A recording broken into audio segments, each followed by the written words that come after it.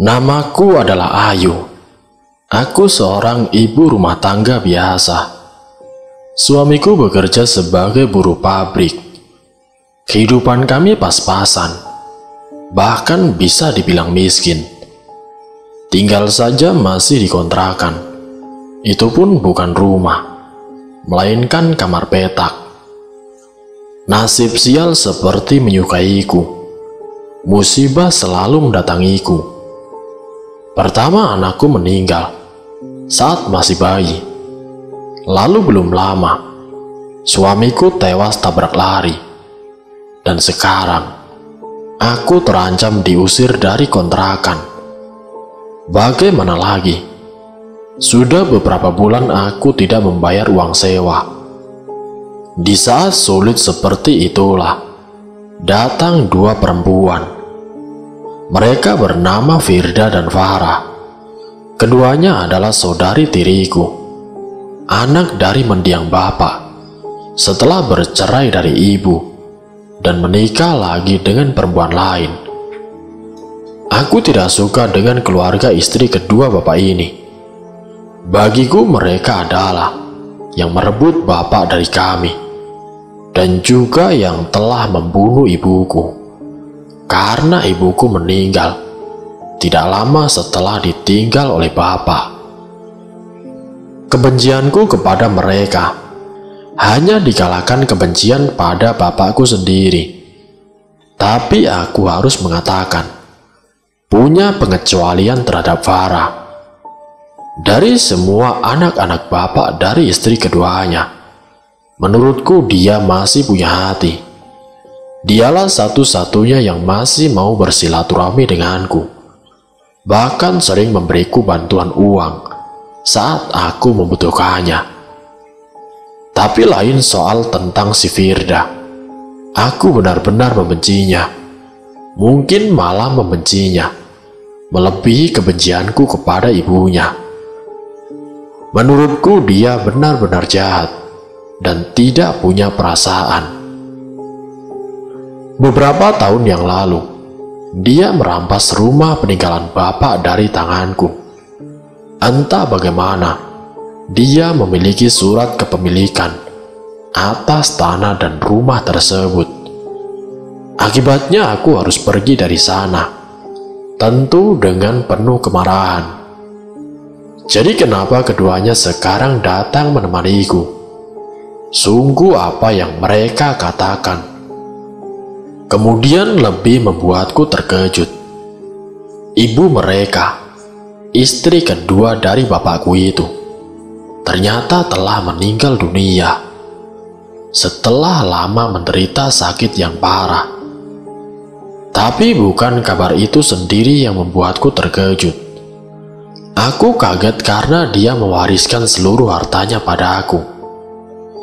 Sesaat kukira ini hanya lelucon yang tidak lucu. Tapi tidak, ternyata. Saya paham bahwa Mbak Ayu membenci ibu saya dan juga saya, dan saya tidak menyalahkannya. Tapi ketahuilah, saya merasa sangat berdosa kepada Mbak Ayu. Karena itulah, kami sepakat menyerahkan rumah ibu dan seluruh hartanya, yaitu kepada Mbak Ayu. Aku menatap Farida, seolah aku sedang bermimpi yang aneh sekali. Ya, yang berkata demikian tadi adalah Farida, perempuan yang kuanggap jahat selama ini. Farah hanya terdiam di sampingnya. Tentu saja aku tidak segera percaya. Ku cari tanda-tanda kedengkian atau sesuatu yang lebih buruk di balik kata-katanya tersebut. Tapi masalahnya, yang kudapat hanya ketulusan pada seraut wajah yang simpatik. Sepertinya ini bukan main-main. Apalagi ketika Farah satu-satunya anggota keluarga mereka yang bisa aku percaya menguatkan pernyataan itu. Terimalah Mbak Ayu, hanya ini yang bisa kami lakukan untuk menebus kesalahan kami. Jujur, saya sendiri juga kaget ketika Mbak Firda menyampaikan rencana itu. Tapi bukan kaget karena tidak setuju. Harga diriku sebenarnya ingin menolak pemberian ini setelah sekian lama diperlakukan semena-mena. Apakah lucu kalau kemudian aku harus berpelukan hari dengan mereka, memperlakukan mereka seperti malaikat penolong? Sayangnya itulah yang aku lakukan. Ya, kau bisa menganggapku munafik, tapi aku tidak punya pilihan. Kehidupanku sedang di titik nadir. Dalam situasi kritis seperti ini, harga diri adalah sesuatu yang murah. Suka atau tidak, begitulah ceritanya. Bagaimana aku tinggal di rumah itu, rumah paling besar yang pernah ku tempati, dan juga paling tua. Sepertinya sudah ada sejak zaman Belanda. Farah sendiri bilang rumah itu sudah diturunkan secara turun-temurun. Itulah kenapa rumah itu juga terkesan menyeramkan. Aku tidak bercanda. Jika ada sutradara film ingin mencari tempat syuting untuk membuat film tentang rumah hantu, aku bisa merekomendasikan yang satu ini. Aku punya pelayan di sana, namanya Mbak Kira. Dia sudah lama bekerja di rumah itu. Entah berapa umur dia sebenarnya. Kerut-merut membuatnya seperti sudah berumur 100 tahun. Namun dia masih sigap. Aku bisa kerepotan di rumah itu jika tidak ada dirinya. Namun di sini ada sesuatu tentangnya yang membuatku merasa takut. Sikapnya serius dan penuh teka-teki. Tidak pernah tersenyum, apalagi tertawa. Bicara hanya kalau ditanya. Jawabnya juga singkat-singkat, seolah menjaga jarak. Kehadirannya sama sekali tidak mampu mengusir kesunyian rumah ini. Beruntung masih ada satu orang lagi di rumah itu. Kang Joyo namanya, seorang tukang kebun. Berbeda dengan Mbak Kira, Kang Joyo adalah pria yang ramah, jauh dari kesan misterius. Dia justru suka diajak mengobrol. Dari dialah aku dapat banyak cerita, khususnya tentang mendiang istri kedua bapak. Mendiang adalah wanita terbaik yang pernah saya kenal. Dia selalu baik kepada semua orang, termasuk orang miskin seperti saya. Seluruh tetangga menghormati beliau. Dia tidak segan-segan mengulurkan uang dari kantong jika ada tetangga kesusahan. Mungkin karena itu banyak orang yang kualat sama dia. Aku mengerutkan kening. Kualat adalah bahasa daerah yang artinya mendapat karma buruk. Kualat bagaimana, Kang? Orang-orang yang iri atau dengki sama dia selalu mengalami nasib buruk. Semuanya jatuh miskin, biarpun sebelumnya kaya raya, entah bangkrut atau dipecat dari perusahaan. Dan itu bukan nasib terburuk yang mereka alami. Ada yang lebih buruk lagi, Kang. Kang Joyo mengangguk. Ada seseorang yang sangat membenci mendiang. Dia melakukan berbagai tindakan yang mengganggu, bahkan mengancam. Pendeknya betul-betul berniat jahat. Apa yang terjadi dengan dia, Kang?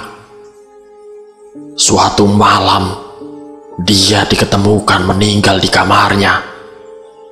Tapi bukan meninggal dunia dengan tenang. Istrinya menemukan tubuhnya kaku, dengan mata terbelalak dan mulut ternganga. seolah dia meninggal karena ketakutan yang teramat sangat. Cerita tersebut pada awalnya tidak kupandang serius. Aku cukup paham bahwa cerita dari mulut ke mulut bukanlah sesuatu yang layak dipercaya. Namun ada kejadian yang menyebabkan aku berpikir sebaliknya. Kejadiannya saat aku sedang belanja bersama Bagheera. Kami melihat peristiwa tabrak lari. Korbannya cukup parah. Bisa saja kuacukan kejadian itu. Tapi ternyata aku tidak tega. Yang bersangkutan langsung kubawa ke rumah sakit. Aku sendiri yang menanggung pengobatan dan mengabari keluarganya. Syukurlah dia bisa selamat. Melihat semua tindakanku, Bagheera nampak kaget, seperti melihat sesuatu yang mengganggunya. Tidak tahu kenapa. Setelah itu dia terus mengawasiku dengan tatapan yang aneh, seolah ada gejolak dalam hatinya. Ketika kutanya, dia bersikeras tidak ada apa-apa. Setelah itu tidak ada keganjilan lain. Sampai saat menjelang tidur, aku terbangun di tengah malam dan mendapati Bagheera sudah berdiri di pinggir ranjang. Dia menatapku. Tidak ada tatapan dingin dan sinar kebencian. Yang ada justru air mata kesedihan. Dan apa yang dia katakan? "Saya sungguh mohon maaf, Nyonya. Saya tidak mengira bahwa Nyonya ternyata punya hati yang baik. Tidak adil rasanya kalau sampai terjadi sesuatu dengan Nyonya. Saya tidak punya banyak waktu untuk menjelaskan. Tapi Nyonya dalam bahaya besar. Tinggalkan rumah ini sebelum terlambat." Tentu saja aku terpana mendengar pernyataannya. Bagaimana tidak? Perempuan ini kukira membenciku. Ternyata malah mengkhawatirkan keselamatanku. Tapi apa yang dimaksud dengan bahaya? Namun belum sempat aku bertanya lebih lanjut soal itu. Bagheera sudah pergi dari kamarku. Seolah-olah dia merasa takut kalau ada orang lain yang mengetahui kedatangannya ke rumahku. Esok harinya aku berniat menanyainya lebih lanjut, tapi dia tidak kutemukan di dapur. Biasanya sejak subuh dia sudah sibuk di sana. Jujur aku menjadi was-was. Aku bertanya kepada Kang Joyo, tapi dia malah terkejut karena tidak melihat nenek tua itu sejak bangun. Aku tergesa pergi ke kamarnya. Mungkin dia memang belum bangun gara-gara peristiwa tadi malam. Beruntung kamarnya tidak terkunci. Saat kubuka, pintunya terbuka dengan deritan yang menyeramkan. Sejenak aku tidak bisa melihat apapun. Jendelanya masih tertutup dengan rapat. Hanya ada secerah sinar matahari yang menembus dari celah jendela. Setelah mataku terbiasa, aku melihat sesuatu yang membuatku terguncang sangat hebat. Bagheera terkapar di ranjang dengan tubuh kaku dan mata terbelalak. Mulutnya menganga lebar, raut mukanya membeku. Dalam ketakutan yang teramat sangat, persis seperti kematian yang diceritakan Kang Joyo. Kematian Bagheera ku beritahukan kepada Farah dan Firda. Dan mereka semua datang untuk melayat. Tapi tidak ku ceritakan kepada mereka kejadian tentang malam sebelumnya. Aku merasa itu terlalu ganjil untuk diceritakan. Sebelum pulang, Firda tiba-tiba bertanya, "Apakah Bagheera sempat mengatakan sesuatu sebelum meninggal, Mbak?" Tentu saja aku terkejut mendapat pertanyaan itu. seolah Firda mengetahui adanya peristiwa sebelum kematian pelayan tua tersebut. Tapi saat bertanya demikian, wajahnya polos-polos saja. Tidak ada gelagat yang mencurigakan. Akhirnya dengan bersikap setenang mungkin, aku pun menjawab, "Seingatku tidak, Dek." Memangnya kenapa?" Aku tidak tahu kenapa aku harus berbohong. Sepertinya tidak ada alasan melakukannya, tapi naluriku menyuruh berbuat demikian. Jadi itu bersifat spontan saja. Firda pun tidak mengejar atau menjelaskan alasannya. Dia hanya tersenyum, seraya menjawab, "Tidak ada apa-apa, Mbak."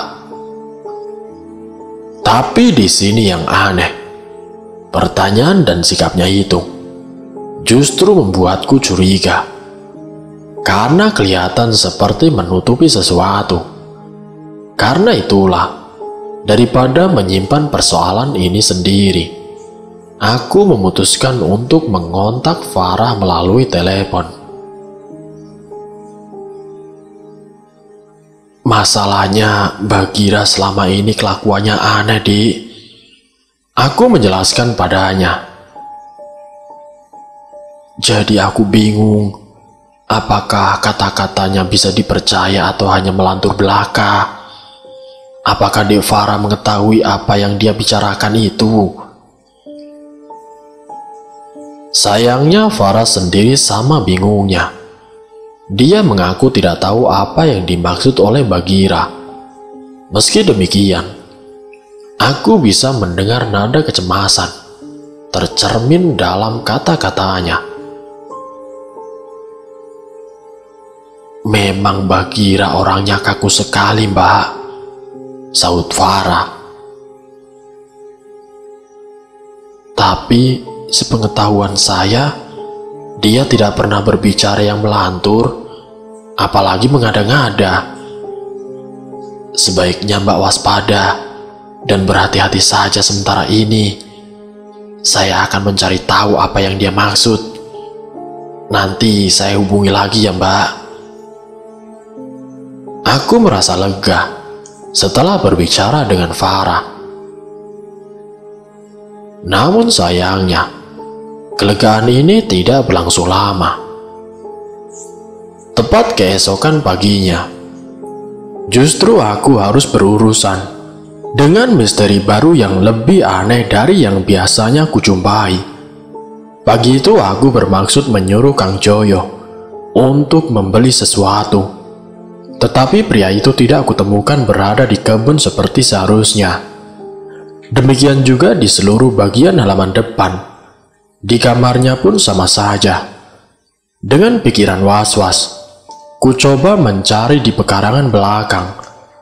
Mungkin perlu kujelaskan bahwa pekarangan belakang ini jauh lebih luas daripada halaman depan, berbatasan langsung dengan sebidang tanah yang dimiliki oleh mendiang istri bapak. Pepohonan lebat memenuhi tanah ini. Selama tinggal di sini, belum pernah aku punya kesempatan menjelajahinya. Ketika tukang kebun tersebut tetap tidak kutemukan, aku benar-benar panik. Jangan-jangan apa yang terjadi pada Bagira juga menimpa Kang Joyo.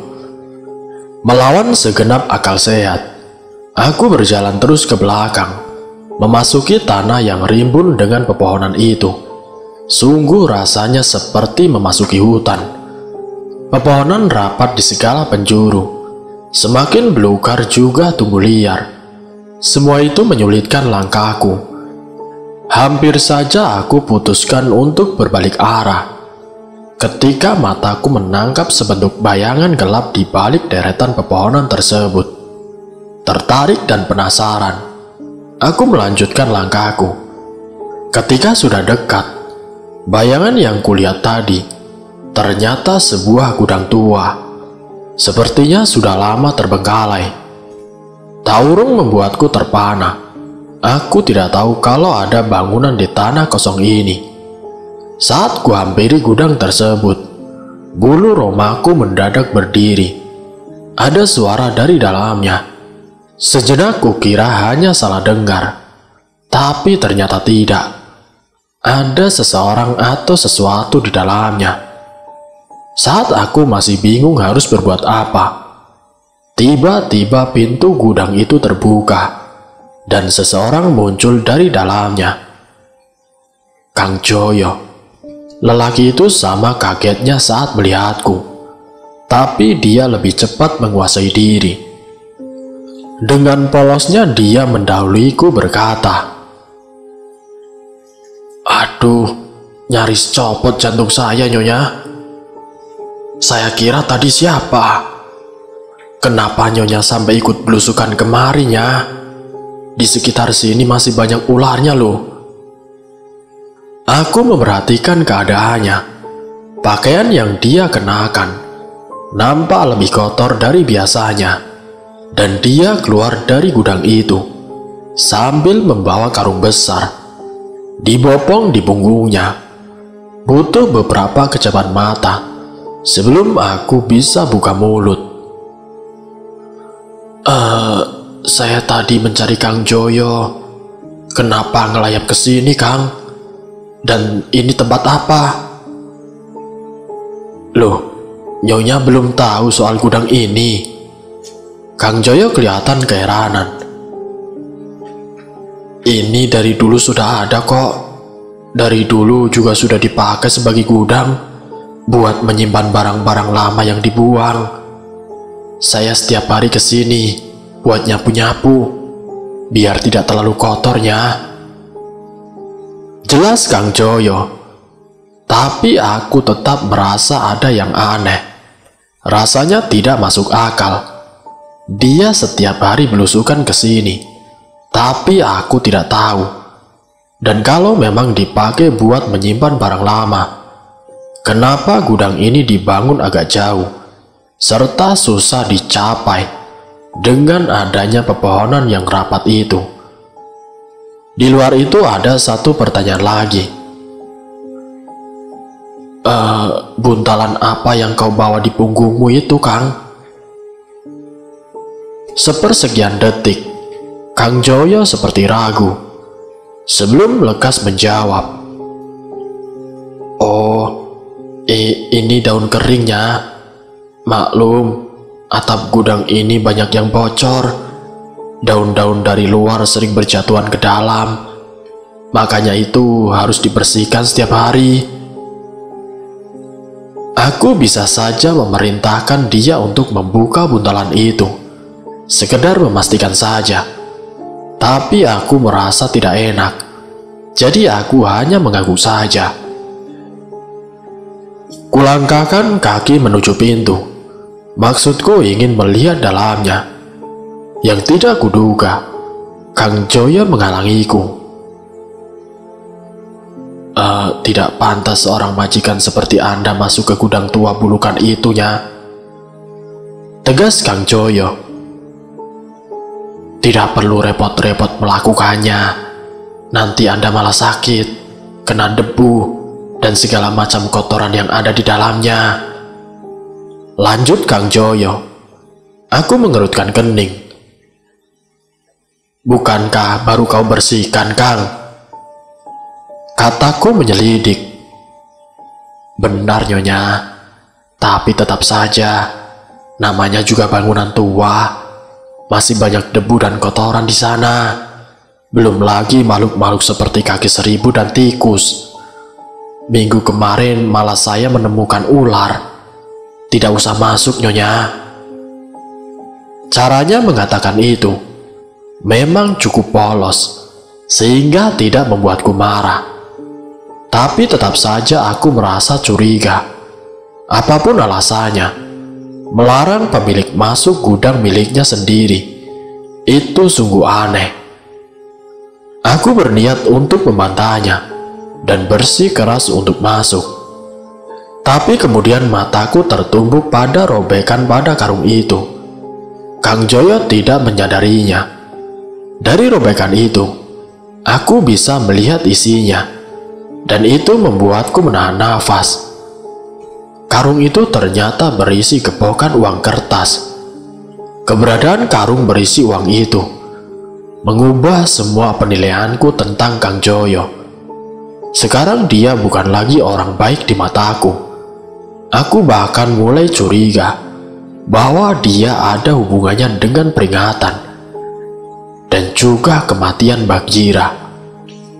Karena itulah aku memutuskan untuk tidak membantah Kang Joyo yang melarangku masuk gudang tua tersebut. Aku takut dia akan melakukan sesuatu kalau aku bersikeras. Bagaimanapun, dia adalah seorang laki-laki yang kuat, dan aku hanya sendirian di rumah ini. Tidak ada yang bisa menghalanginya untuk membunuhku jika aku dinilainya sebagai ancaman. Namun demikian, aku tetap berniat menyelidiki isi gudang itu, tentu tanpa sepengetahuan Kang Joyo. Kuputuskan untuk melakukannya malam itu juga, saat yang bersangkutan sudah tidur. Tidak ada waktu lain yang memungkinkan.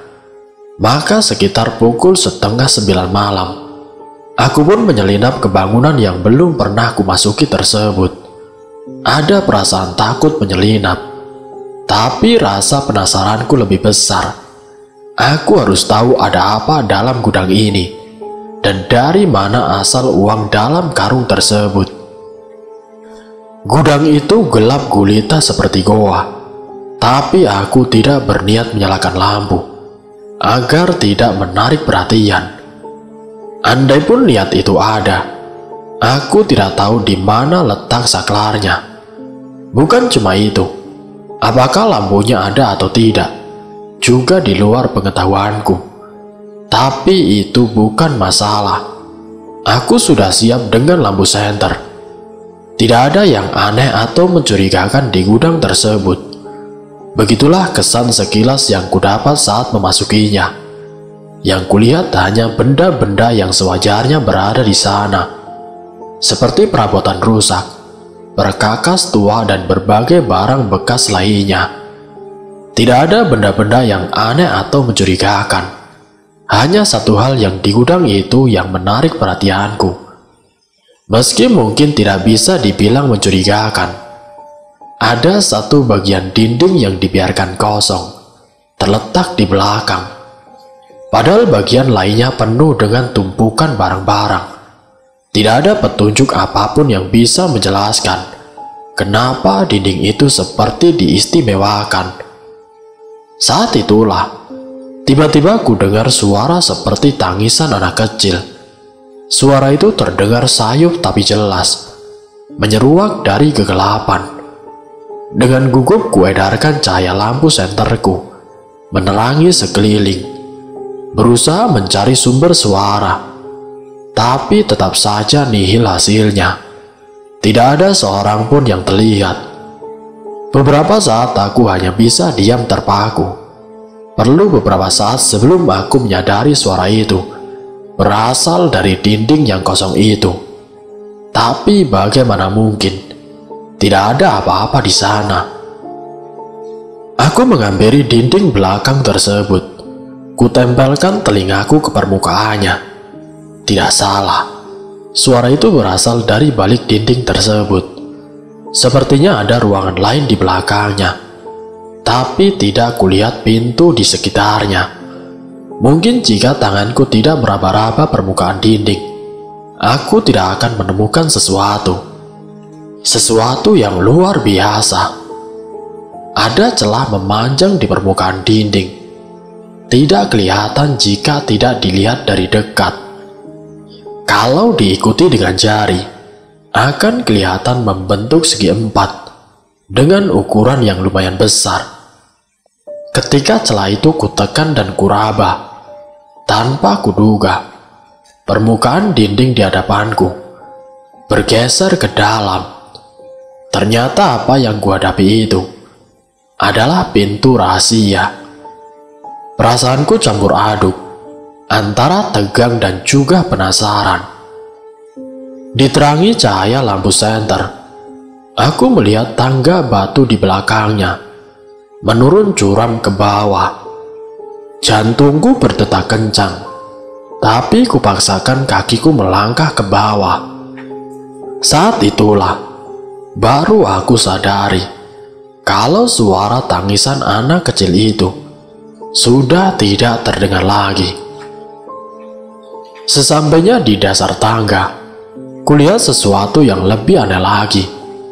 Di depanku menganga mulus sebuah goa bawah tanah. Kalau melihat keadaannya, goa itu adalah goa alam. Tonjolan-tonjolan batu meruncing menyembul dari langit-langit yang lumayan tinggi. Gudang itu rupanya dibangun di atas goa yang mungkin sudah ada selama ribuan tahun. Saat tercengang-cengang mengamati langit-langit goa, tiba-tiba kakiku menginjak sesuatu yang lembut. Kukira ada bagian lantai goa yang ditumbuhi oleh lumut. Tetapi sewaktu lampu senter kuarahkan ke bawah, aku sangat terkejut. Ternyata itu bukan lumut atau apapun yang sewajarnya berada di goa seperti ini. Lantai goa itu dipenuhi uang kertas, beraneka uang kertas, dari 2000-an sampai 100 ribuan. Tidak terhitung jumlahnya. Aku tidak tahu apakah harus tercengang atau merinding. Jadi dari sinilah asal uang yang diangkut Kang Joyo dalam karung. Tapi uang siapa semua ini? Mustahil, ini adalah harta karun. Seseorang telah menaruhnya di sini. Tapi siapa dan mengapa? Aku harus bertanya-tanya. Ketika tiba-tiba ku dengar bunyi berdebam di atas tangga. Seketika timbul perasaan panik. Aku tahu bunyi apa itu. Pintu rahasia mendadak tertutup. Gawat sekali kalau tidak bisa dibuka dari dalam. Aku buru-buru kembali ke tangga. Namun belum sempat mencapainya, ku dengar kembali suara anak kecil tadi. Tapi kali ini dia tidak menangis, justru tertawa gembira. Aku berhenti. Kugerakkan lampu senterku ke sana kemari. Sekilas aku melihat bayangan kecil berkelebat di dalam goa. Tapi sinar senterku tidak pernah berhasil menyorotinya. Dia selalu berhasil berkelit dalam kegelapan, disertai tawa cekikikan, seolah ini sebuah permainan. Namun meski demikian, aku menyadari satu hal. Sosok itu semakin mendekatiku. Aku benar-benar panik. Tidak ingin berlama-lama di sini. Kularikan kakiku ke tangga. Namun ketika mendaki, senterku terbentur sesuatu dan sinarnya padam seketika. Kegelapan yang tiba-tiba menyergap terasa menyesakkan dadaku. Padahal aku masih setengah jalan ke atas. Lalu ku dengar langkah di belakangku. Sosok itu ikut mendaki ke tangga, menyusul diriku. Dan yang ku dengar kemudian bukan lagi tangisan maupun tawanya. Sosok itu sekarang berbicara, mengucap satu patah kata saja yang membuat bulu kuduku merinding. "Mak." Saat berbicara demikian, suara itu tidak terdengar seperti anak kecil lagi, bahkan tidak terdengar seperti manusia. Aku pun lumpuh karena ketakutan. Aku tidak bisa menggerakkan tangan maupun kakiku. Semua bagian tubuhku menjadi kaku dan juga gemetaran. Posisiku sendiri sama sekali tidak menguntungkan. Berhenti di tengah-tengah anak tangga. Jika ada yang bisa bergerak, itu adalah air mataku yang mulai menetes di pipi. Tapi bahkan suara tangisanku tidak bisa keluar, seperti tercekik di tenggorokan. "Emak." Suara dari kegelapan itu terdengar kembali. Dan sebentar kemudian kurasakan sesuatu. mulai menyentuh tubuhku. Seperti jari-jari anak kecil. Aku sama sekali tidak bisa melihatnya. Dan karena itulah, rasanya lebih mengerikan. Aku seperti akan pingsan. Tangisanku tidak terbendung. Keringat dingin mengucur deras. Dan semua siksaan batin itu semakin memuncak ketika kurasakan jari-jari kecil itu membuka kancing bajuku. Gerakannya polos dan tidak sabaran, persis kelakuan balita yang ingin menyusu ibunya. Aku ingin menjerit sekeras-kerasnya, tapi lidahku seperti dibebani oleh timah. Baru setelah itu, dadaku disengat geli dan nyeri di saat bersamaan. Bendungan kelumpuhan di batinku seperti terlepas. Aku menjerit sekeras-kerasnya, dan bersamaan menggunakan kedua tanganku, kudorong makhluk itu keras-keras menjauhiku. Sebuah tindakan tolol yang berakibat fatal. Aku masih menjerit sesaat sebelum tubuhku jatuh berguling-guling dari anak tangga, kembali terjerumus dalam kegelapan di bawah sana. Aku terbangun dan mendapati sudah berbaring di atas ranjang di kamarku sendiri, dan ada seseorang duduk di samping ranjang. Sepertinya sudah lama berada di situ, menunggu diriku, dan dia adalah Firda. "Syukurlah, Mbak sudah bangun," ujarnya sambil tersenyum lega saat melihatku bergerak dan membuka mataku. Apa yang terjadi denganku?" tanyaku pada Firda. "Mbak Ayu tidak ingat apa-apa?" Firda balik bertanya. Nadanya agak cemas sekarang. Aku terkejap-kejap. Sejenak ingatanku menjadi buntu. Tapi dengan cepat bisa kuingat tentang semua peristiwa yang terjadi. Meski kalau bisa memilih, mungkin lebih baik bagiku kalau mampu melupakan semuanya. Gudang misterius itu, Kang Joyo dengan karung uangnya, dan sosok kecil yang sangat mengerikan itu, tawanya, dan satu kata yang dia ucapkan, juga apa yang dia lakukan kemudian. Semua itu membuat pikiranku kembali dihinggapi ketakutan. Firda sepertinya bisa melihat semua kengerian itu di mataku, karena kemudian dia berkata, "Mbak Ayu tidak usah takut lagi. Beristirahatlah dengan tenang. Tidak perlu ada lagi yang dipikirkan. Semua sudah beres sekarang, Mbak." Beres. Kata-katanya itu malah membuatku marah. Ada makhluk entah apa di kolong gudang rumah yang sekarang kutempati. Itu pun cuma satu dari sekian ketidakberesan lainnya. Dan dia bilang semua sudah beres sekarang, seolah semua itu bukan masalah. Firda mengangguk dengan sabar. Mbak Ayu tanpa sadar telah mengungkap kejahatan orang yang selama ini kami percayai. Tanpa keberanian Mbak Ayu, mungkin akan ada lagi yang bakal menjadi korbannya selain Mbak Kira. Aku memandangnya dengan kebingungan. Siapa dan apa maksud Dek Firda? Firda menghela nafas. Kang Joyo, Mbak. Kang Joyo ternyata adalah dalang pembunuhan terhadap Mbak Kira. Sebenarnya saya sudah curiga. Karena itulah saya dulu bertanya kepada Mbak Ayu kalau Mbak Kira sempat menyampaikan sesuatu. Tentu perkataan itu semakin membuatku kebingungan. Kang Joyo membunuh Mbak Kira. Tapi kenapa?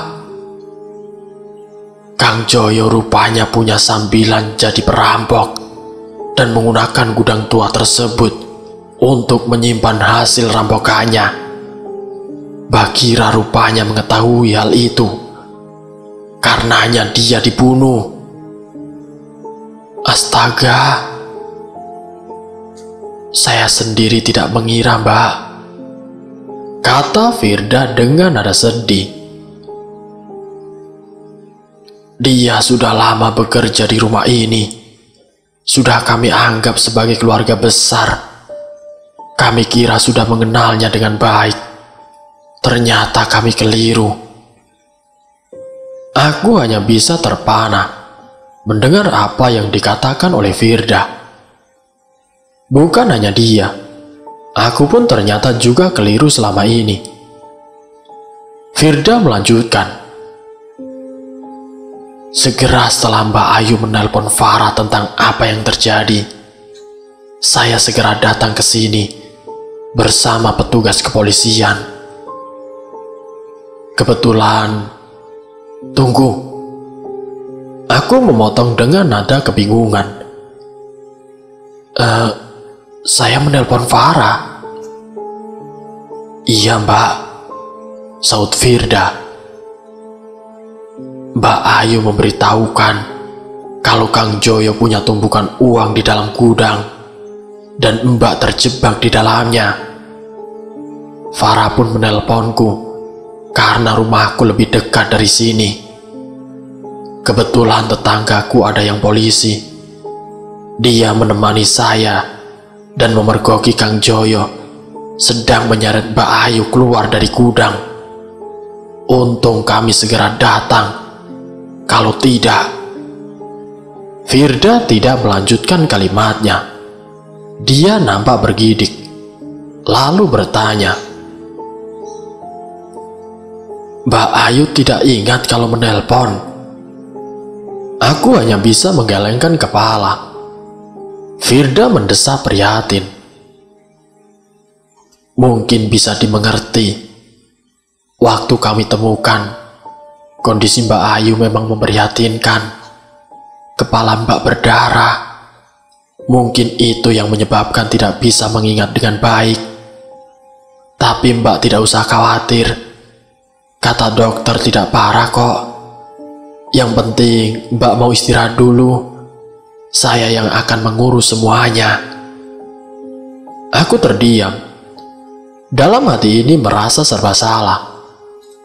Vira adalah sosok yang selama ini selalu kubenci. Sekarang aku menjadi berhutang budi padanya. Ada dorongan untuk menolak kebaikannya. Tapi aku juga sadar bahwa kondisi tidak memungkinkan. Firda memegang tanganku erat-erat. Dia tersenyum. Mbak Ayu tidak usah sungkan. Kita adalah keluarga. Izinkan saya membuktikan hal itu pada Mbak. Dengan lirih aku berterima kasih. Tanpa sadar air mataku menetes dengan deras. Sekarang tidurlah, Mbak. Besok kita bicara lagi. Semoga kondisinya sudah lebih bagus. Setelah berkata demikian, Firda beranjak menuju ke pintu. Saat itulah, aku teringat tentang sesuatu yang belum dia jelaskan. Bagaimana dengan bayangan tertawa dalam kamar rahasia itu, Dik? Aku bertanya. Siapa? Apa itu sebenarnya? Firda berhenti di pintu. Dia berpaling menatapku sambil mengerutkan keningnya. Bayangan tertawa, kamar rahasia. Aku tidak mengerti maksud Mbak. Tidak ada yang seperti itu. Aku terkejut mendengar reaksinya. Lalu kujelaskan tentang apa yang kulihat dan juga yang aku alami dalam gudang.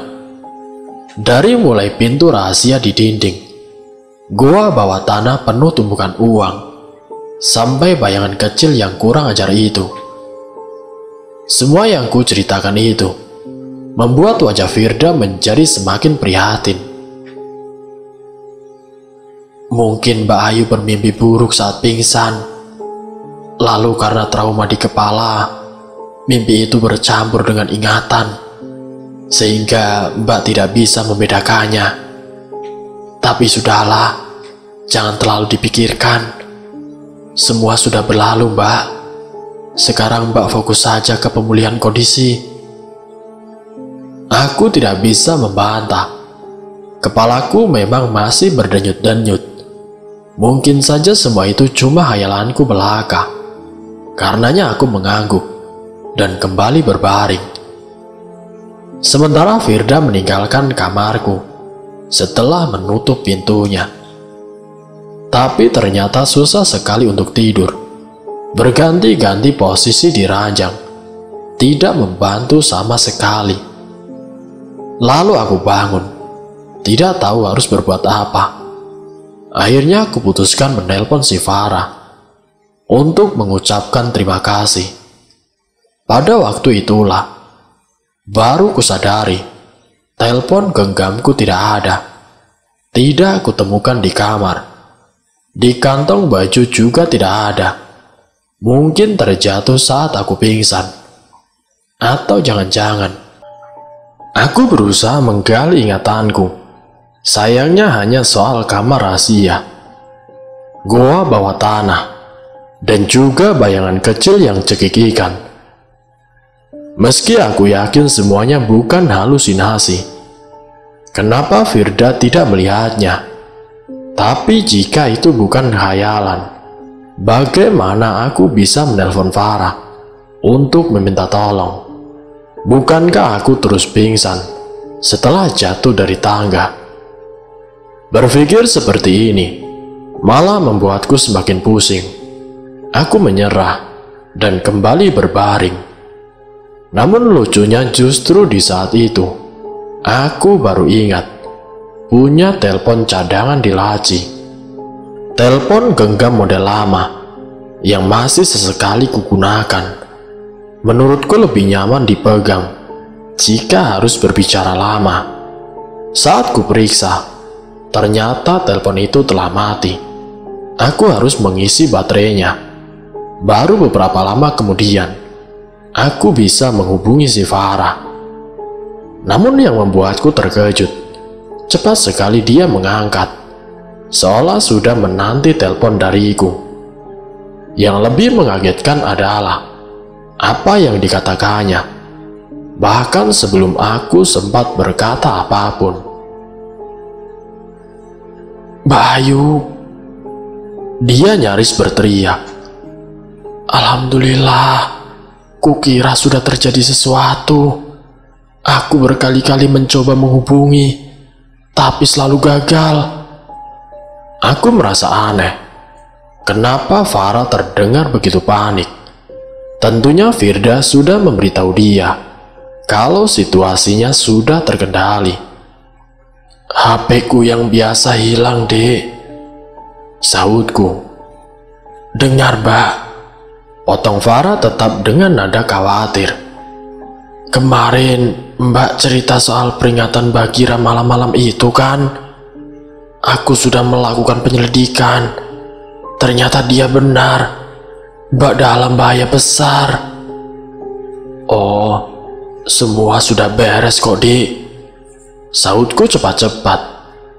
"Itu juga berkat Dik Farah yang cepat menghubungi Firda untuk segera datang ke sini. Kalau bukan karena Dik Farah, mungkin aku sudah menghubungi Mbak Firda." Suara Farah terdengar seperti terkejut sekali. "Tapi aku sama sekali tidak melakukannya, Mbak," hening. Untuk sesaat aku hanya mematung sambil memegang HP. Bingung dan kaget bercampur jadi satu. "Tapi, Dik," aku bersikeras, "Firda barusan bilang..." "Firda?" Suara Farah mendadak bernada waspada. Apa dia sekarang bersama Mbak Ayu?" "Iya, Dek. Dia barusan keluar kamar. Mungkin sekarang sedang sibuk di..." Cepat tinggalkan rumah, Mbak. Farah berkata dengan tegas. Dia akan membunuh Mbak Ayu. Aku seharusnya bertanya lebih dulu. Apa masalahnya? Kenapa Firda akan membunuhku?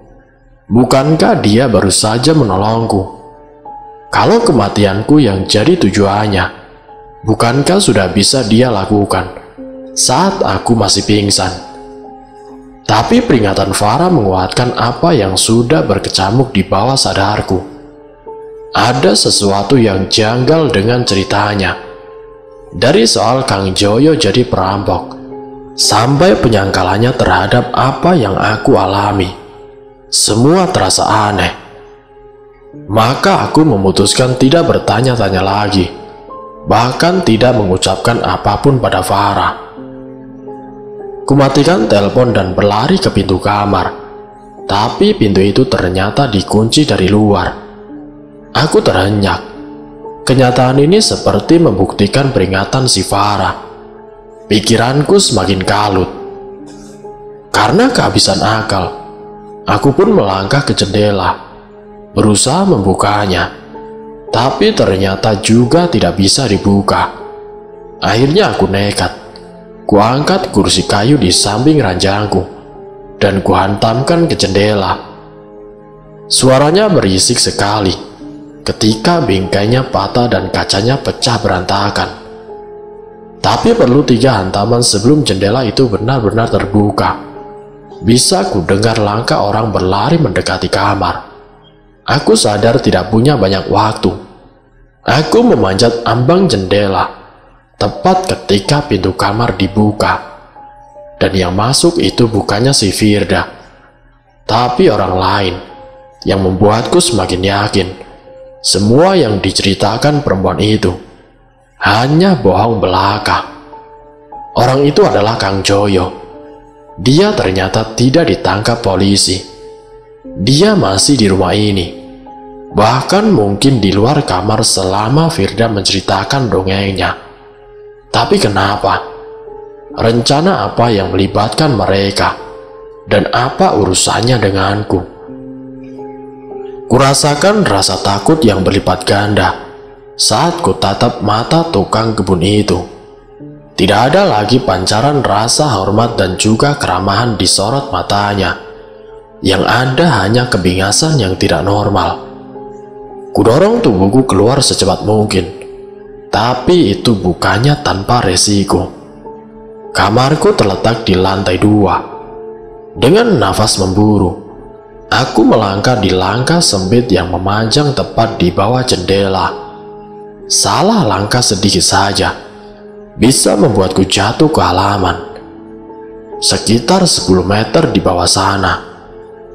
Aku hanya berani berjalan beringsut-ingsut. Dengan keadaan seperti itu, kuharap Kang Joyo lebih sehat akalnya daripada diriku. Cukup sehat sehingga tidak ikut menyusul. Apalagi langkah yang kupijak ini nampak tua dan sudah sangat lapuk. Beban berlebihan pasti akan membuatnya patah. Tapi harapan tinggal harapan.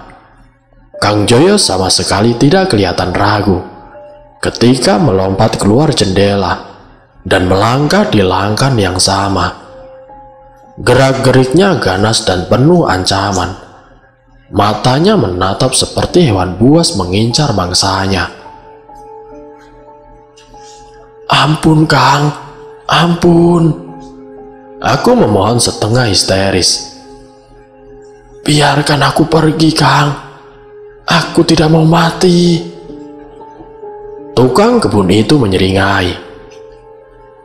Maaf Nyonya, tapi Nyonya harus mati agar Neng Firda bisa menjadi kaya. Dan kalau dia kaya, saya pun menjadi kaya. Jadi, terimalah nasibmu. Jangan membuat saya repot. Aku benar-benar tidak mengerti maksud perkataannya. Tapi satu hal sudah jelas. Memohon belas kasihan tidak akan berfaedah. Tapi aku juga tahu Kalau menyusuri langkah ini, nyaris mustahil dengan kakiku yang gemetaran. Kang Joyo sepertinya menyadari hal itu. Dia semakin bernafsu mendekatiku. Aku menoleh ke segala arah dengan perasaan yang panik, berusaha mencari jalan keluar. Saat kepalaku mendongak ke atap, aku mungkin menemukannya. Meski tidak bisa aku pastikan apakah itu ide bagus atau bukan. Aku tidak peduli. Yang penting jangan diam saja. Kuangkat kedua tangan tinggi-tinggi, berusaha meraih pinggiran talang yang berada persis di atas kepalaku. Gagal. Letaknya masih beberapa senti lebih tinggi dari jangkauan tanganku. Tapi itu tidak menghentikanku. Aku melompat lagi, setinggi-tingginya. Jika gagal meraihnya, aku pasti terhempas dan jatuh.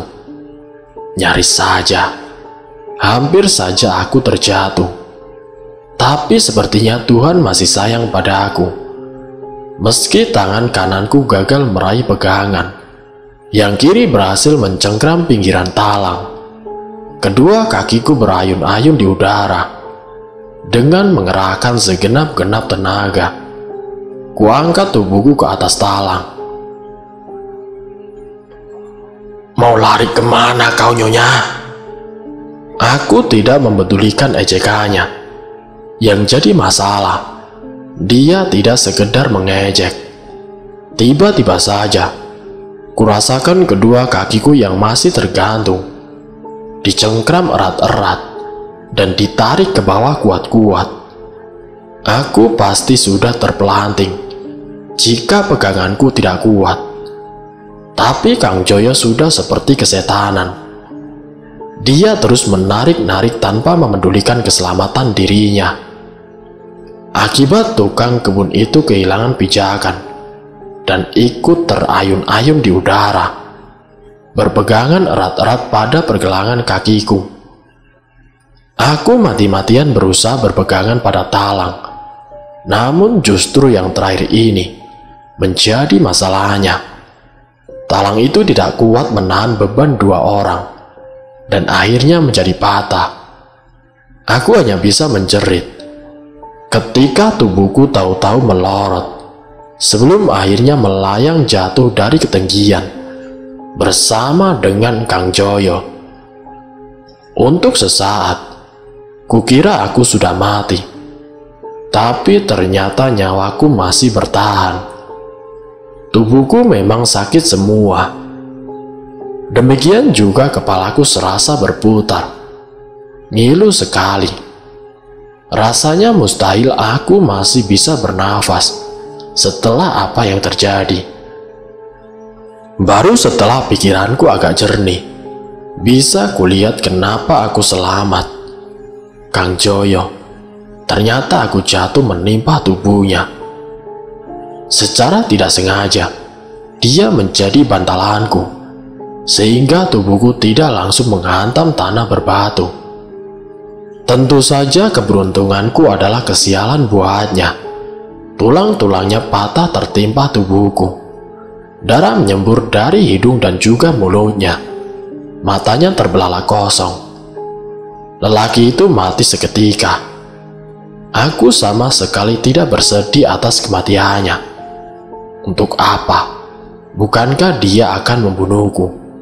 Sekarang biar tahu rasa. Namun aku belum bisa bernafas lega. Hidupku tetap terancam bila masih berlama-lama di rumah ini. Aku harus menyingkir secepat mungkin.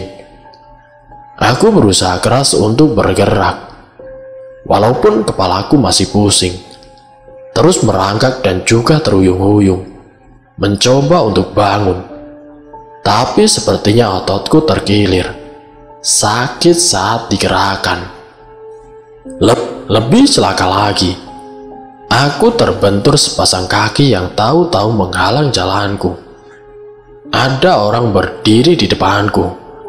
Terkejap-kejap aku mendongak.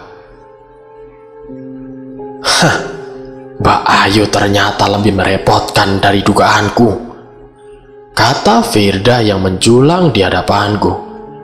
Senyumannya tipis dan dingin. Tanpa memedulikan tubuh Kang Joyo, Firda menyeretku kembali ke dalam rumah. Aku berusaha melawan, tapi otot-ototku masih terlalu sakit untuk melakukan apapun selain menggeliat-geliat. Sama sekali tidak merepotkan wanita itu. Seharusnya aku tahu kalau Mbak masih punya telepon cadangan. Farah memperingatkan Mbak, bukan? Aku sudah bilang padanya untuk jangan turut ikut campur saat dia berhasil mengetahui rencanaku. Tapi tentu saja dia tidak mau mendengar. Dari dulu dia selalu ingin menjadi anak baik. Bahkan dia akan menyesal setelah aku selesai denganmu, ujar si Firda. Kenapa, Firda? Kenapa kau lakukan ini?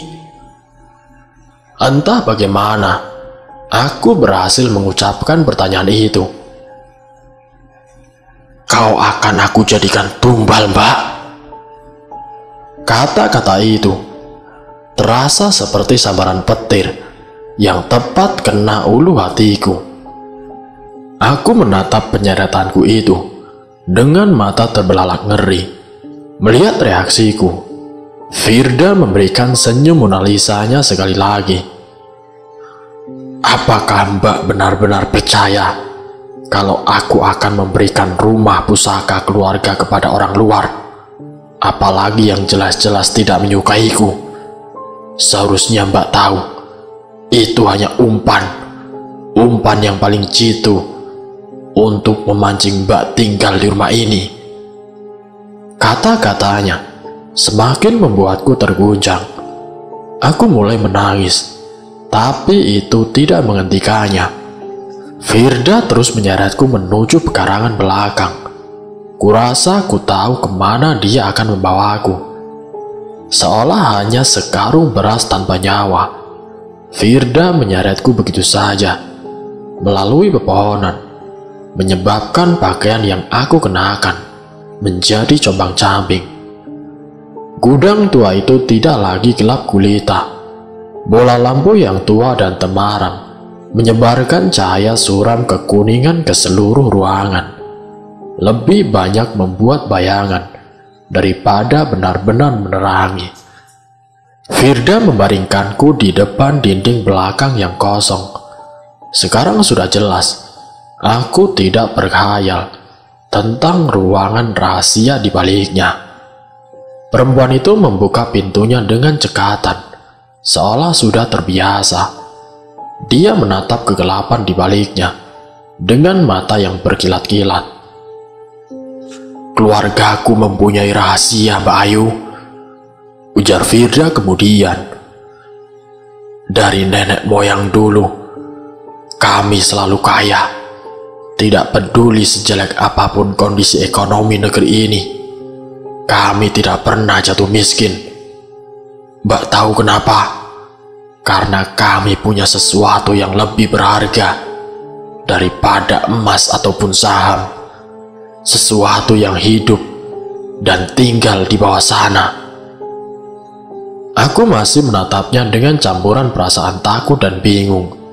Semua yang dia katakan tidak sanggup ku mengerti. Aku mulai berpikir bahwa dia sudah gila. Setiap bangsa punya nama yang berbeda untuk menyebutnya. Dia melanjutkan dengan semangat, seorang guru yang menguasai bidangnya. Bangsa barat menyebutnya leprechaun, orang Jepang menjulukinya kappa. Sementara kita punya panggilan yang lebih imut buatnya, yaitu dengan nama tuyul. Bola mataku mungkin sudah kelihatan seperti akan copot. Apa? Kau memelihara tuyul? Firda mengangguk. Senyumannya yang menyebalkan itu kelihatan bangga sekali. Ya, itu diwariskan secara turun-temurun di keluarga kami. Pada keturunan perempuan yang tertua, jadi aku mewarisinya dari ibuku. Aku akan meneruskan tugasnya, menjadi ibu angkat untuk si tuyul. Apa yang harus aku lakukan selanjutnya? Sangat mudah sekali. Setiap tengah malam, aku harus menyusuinya. Dan sebagai balasannya, si tuyul akan terus memberikanku kekayaan. Kini aku teringat akan bayangan kecil yang cekikikan di dalam goa penuh uang itu. Teringat bagaimana dia mengejarku, berusaha menyusu pada aku. Tanpa sadar aku pun bergidik. Lalu apa urusannya denganku, Firda? Firda mendengus, seolah baru mendengar pertanyaan tolol itu. Mbak kira aku akan membiarkan makhluk menjijikan itu menyentuhku? Ibuku mungkin pasrah saja, tapi aku tidak sudi. Kemudian mungkin menyadari betapa munafiknya pernyataan itu. Firda buru-buru menambahkan, ya, aku tetap butuh tuyul itu. Siapa yang tidak ingin uang banyak dengan mudah? Tapi aku tidak ingin merendahkan diri jadi ibu angkatnya yang harus menyusuinya setiap malam. Dia mendelik, seolah menantangku untuk membantah ucapannya. Tapi karena aku diam saja, dia pun melanjutkan. Karena itulah, aku bertanya padanya, adakah yang bisa aku berikan sebagai gantinya? Dan tentu, Mbak Ayulah yang bisa menebak jawabannya, bukan? Ya, aku bisa menebak jawabannya. Dan aku jadi tidak habis pikir. Itu berarti, aku harus mati sebagai tumbal, semata-mata karena dia ingin enaknya sendiri. Mau uangnya, tapi tidak mau susahnya. Kurasakan amarah meruap, menggantikan rasa takut, dan yang penting rasa sakit. Firda kelihatannya tidak menyadari hal itu. Dia terus bicara menikmati momennya. Tapi idenya soal tumbal itu agak eksotik. Firda mengerling padaku, seolah apa yang akan dia katakan itu tidak seharusnya aku dengar. Tuyul itu menginginkan perempuan lain. Dia akan menjaganya tetap hidup cukup lama, agar bisa lama menyusui juga. Tentu saja perempuan itu akan menderita berkepanjangan. Harus aku akui, apa yang dia utarakan itu membuatku menjadi kejut. Terlebih lagi lonceng jam besar di sudut tiba-tiba berdentang 12 kali. Kalau tepat yang dikatakan oleh Firda, berarti waktu pengorbanan tumbal sudah tiba. Dan aku masih tidak bisa berbuat apa-apa.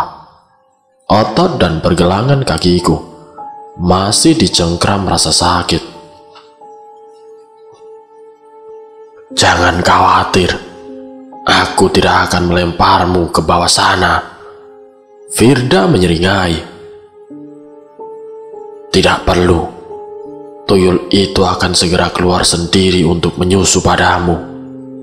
Yang penting aku memberitahu padanya bahwa kaulah tumbal persembahanku. Mudah dan praktis, bukan? Dia tertawa kecil, menganggap itu lucu. Tapi bukan tawanya yang menarik perhatianku, melainkan apa yang dia katakan sebelum tertawa, bahwa tuyul itu harus diberitahu siapa yang menumbal dan siapa yang jadi tumbal. Bisa jadi itu bisa kumanfaatkan jika mampu melumpuhkan Firda dan berbalik menjadikannya tumbal. Mungkin aku bisa selamat melewati malam ini. Tanpa sadar telah memberiku harapan. Firda sekarang berdiri di belakangku, menghadap pintu rahasia yang terbuka. Dia mulai membaca mantra dalam bahasa daerah dengan lagu kalimat yang mengalun dan dilakukan berulang kali. Bulu kuduku mulai berdiri.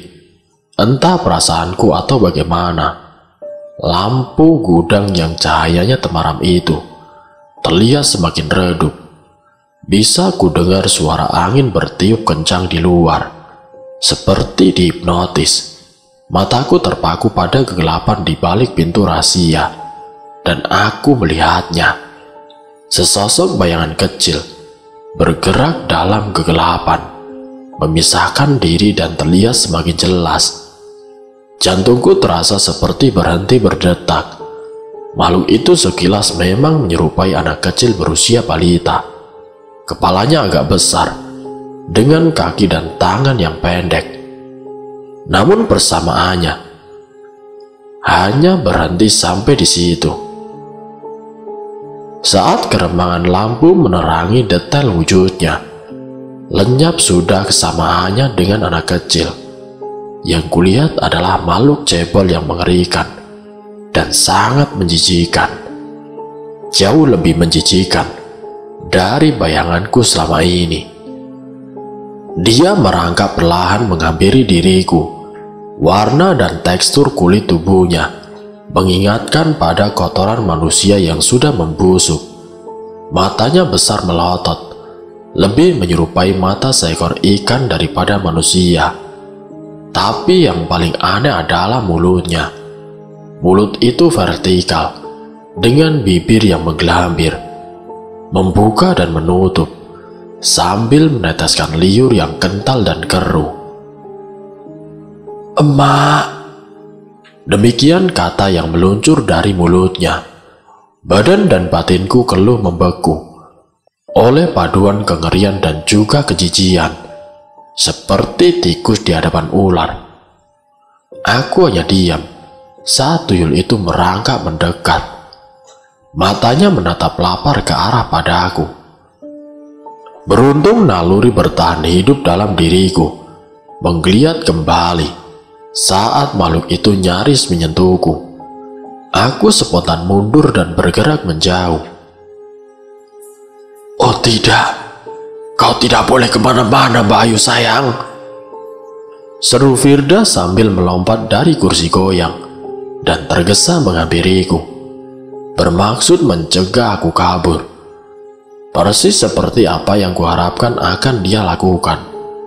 Firda mencengkram tubuhku, memutarnya sedemikian rupa, sehingga dadaku menghadap si tuyul yang terus merangkak mendekat. Sambil menyentak bajuku, sampai 3 kancing bagian atasnya terlepas, wanita itu berseru, "Tuyul, minumlah ini." Sebelum dia sempat menyelesaikan ucapannya, kukerahkan seluruh tenagaku untuk berontak. Kubenturkan kepalaku ke hidungnya, sampai cengkramannya lepas dan terhuyung-huyung ke belakang. Darah mengalir dari kedua lubang hidungnya. Dia mengernyit kesakitan, tapi tidak ada waktu buatku untuk berbalas kasihan. Seperti ditenagai kekuatan yang datang entah dari mana, aku berbalik, merenggut Firda yang masih sibuk dengan mimisannya. Kupiting dia seperti dia memitingku. Kuhadapkan dirinya pada sang tuyul, lalu sekencang mungkin berteriak, "Tuyul, minumlah ini. Ini tumbalku buatmu." Aku tidak tahu apakah seruanku ini sudah benar.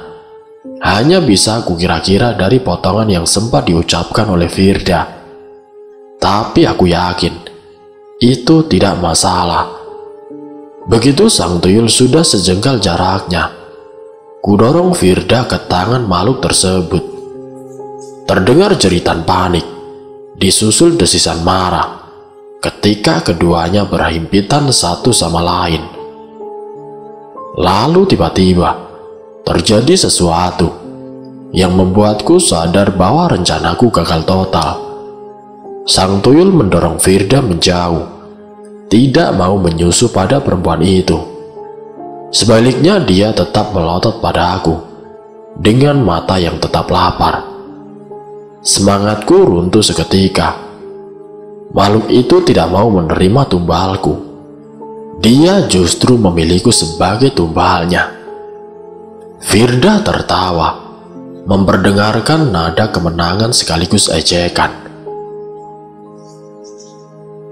Bodoh, kau kira kau bisa seenaknya memberi tumbal padanya? Dia hanya menerima dari keturunan keluarga kami. Kata-kata Firda itu membuatku sadar telah kalah. Tidak ada lagi yang bisa kulakukan selain mencoba untuk kabur. Tapi sia-sia belaka. Meski tuyul itu sepertinya hanya bisa merangkak, entah bagaimana dia bisa menyergapku, mencengkram tubuhku begitu kuatnya. Tidak bisa lepas meski aku memberontak sekuat tenaga. Yang terakhir ku dengar adalah tawa Firda dan jeritanku sendiri ketika tuyul itu menyeretku ke dalam goa. Upacara pemakaman itu dilangsungkan dalam suasana mencekam. Wajah-wajah pelayat, terutama yang bukan keluarga dekat, lebih memperlihatkan mimik penasaran daripada berduka. Orang-orang sudah mendengar bahwa ini bukan kematian yang wajar. Bisik-bisik mereka mengalir di belakang, serangkaian isak tangis. Kupaksakan diri untuk tidak tersenyum saat melihat semua itu. Hanya Farah yang tidak memperlihatkan reaksi seperti itu. Kedua mata jernihnya melontarkan rasa penasaran yang berbeda. Dan pertanyaan itu selalu dilirikkan pada aku setiap kali pandangan kami bertemu. Kuharap dia bisa membaca simpati yang kuberi sebagai balasan. Biar bagaimanapun, dia masih punya hati untuk memberiku peringatan, meski kemudian sia-sia belaka. Tapi seperti dugaanku, itu tidak cukup baginya. Saat pemakaman telah usai dan aku beranjak pergi, dia tergesa menghampiri, meminta untuk bicara sebentar. Terima kasih banyak Mbak Ayu. Mbak Ayu telah mengurus jenazah Mbak Firda dan Mbak Kira sebelum saya bisa pulang. Saya terharu.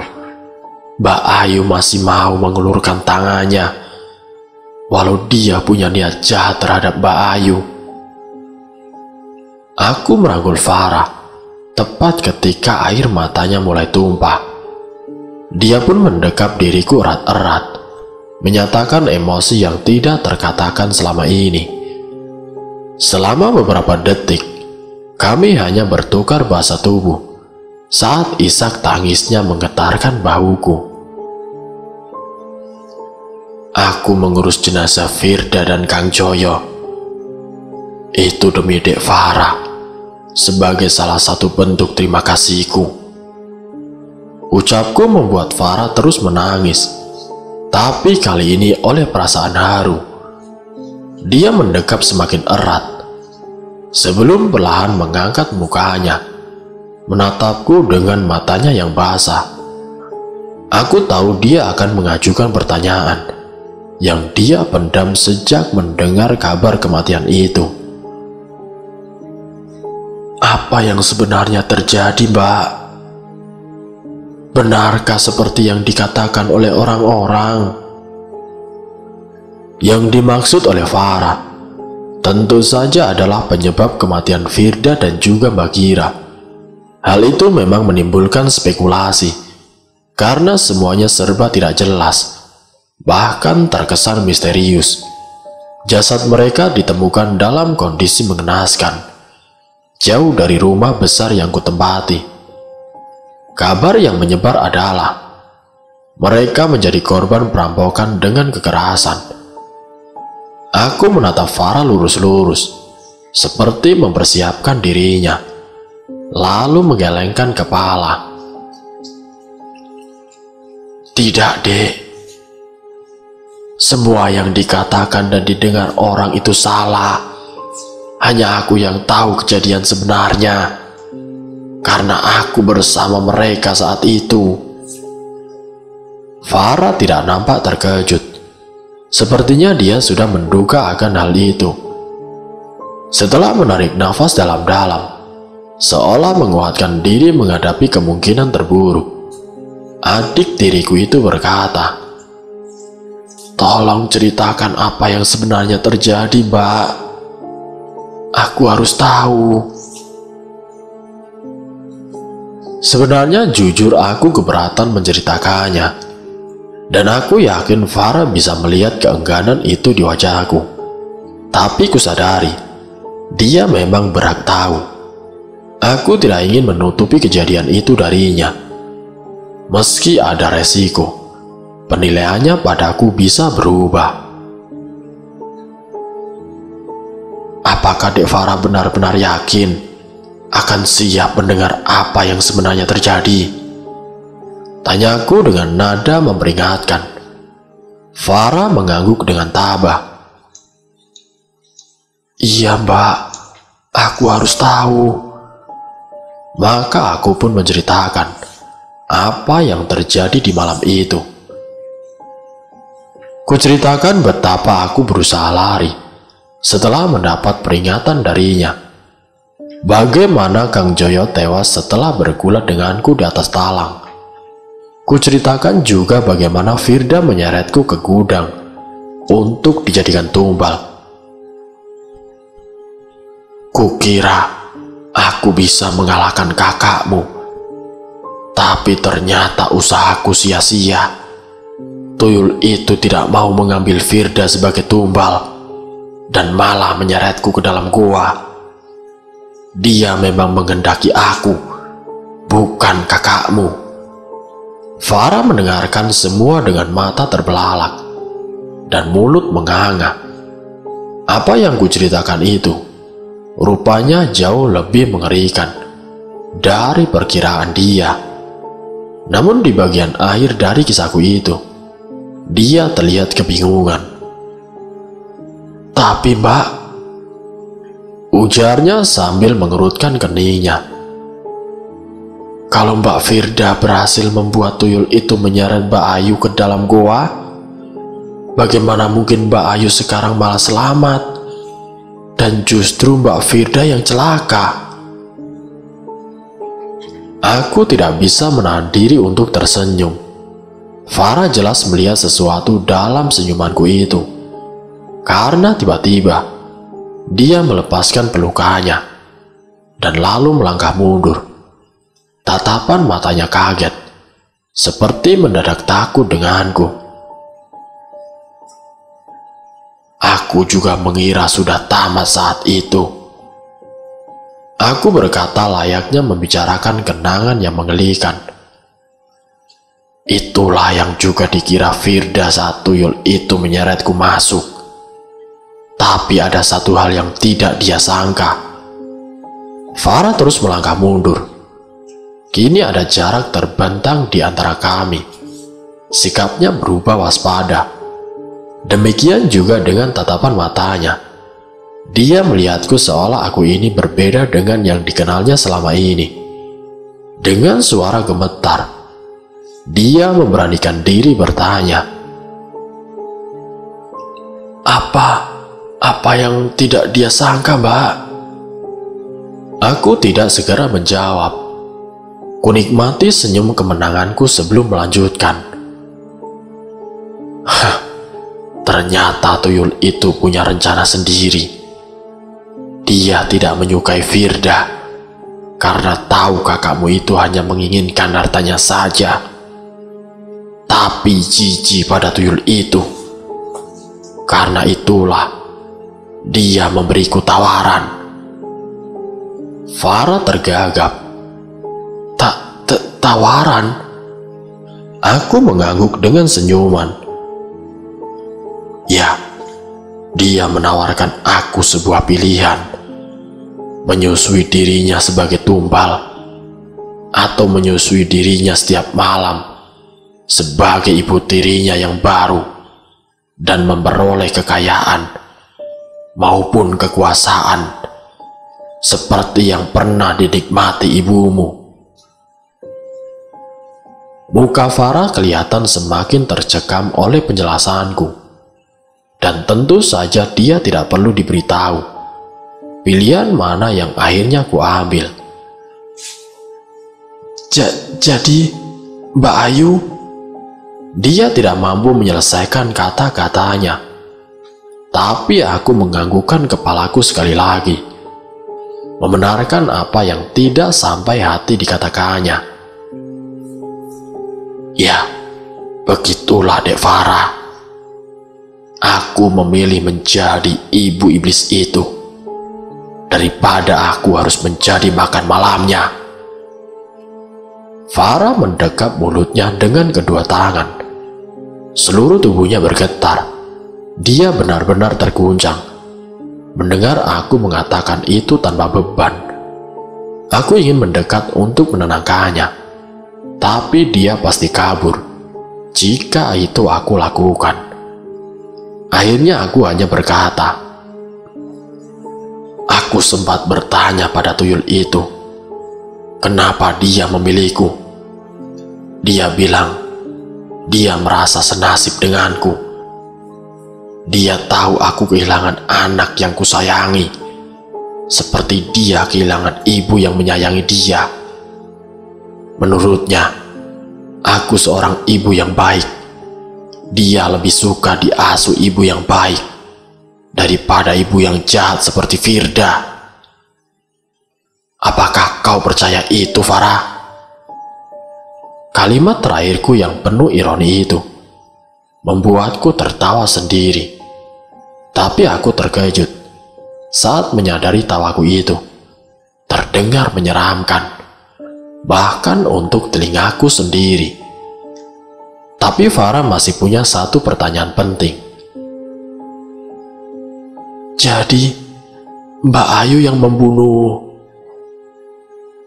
Kau harus melihat wajah kakakmu saat melihat aku dan tuyul itu begitu akrab. Aku mengutarakan itu dengan dingin, tanpa tawa atau senyum. Aku tidak membunuh kakakmu. Anak tiriku yang melakukannya. Dia juga yang membuang mayat mereka sejauh mungkin, agar aku tidak dicurigai. Kau tahu, dia sungguh anak yang berbakti. Farah tidak tahan lagi. Tanpa berkata apa-apa, dia berpaling pergi. Hanya suara isak tangisnya yang terdengar semakin sayu. Aku tidak beranjak, mengawasinya meninggalkan area pemakaman yang sudah sepi. Hanya tinggal diriku dan juga anak tiriku yang tahu-tahu muncul di sampingku. Dia bukan lagi bersosok kecil. Menyusu pada aku telah membuatnya jadi besar, lebih besar dariku. Tentu saja bukan air susu yang dia sedot, melainkan perana kehidupanku. Biarkan dia pergi dengan selamat, kataku dengan tegas padanya. Dia perempuan yang baik, jangan diganggu. Jangan kau ulangi tindakanmu kemarin. Mengerti? Dari mulutnya hanya keluar suara seperti dengkuran bernada merajut, tapi batinnya berkata panjang lebar pada aku. Ya, aku mengerti, kataku dengan nada melunak.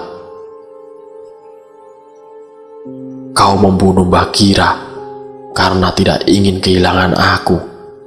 Tapi itu sudah cukup. Tidak ada alasan lagi lain kali. Suara guntur terdengar di langit. Aku menengadah menatap kegelapan awan. Rintik hujan mulai turun. Entah kenapa aku menyukai suasana pemakaman ini. Ingin berlama-lama di sana. membuat pikiranku tenang dan damai. Lalu aku tersenyum kepada makhluk yang sudah kuangkat menjadi anakku. Mari kita pulang.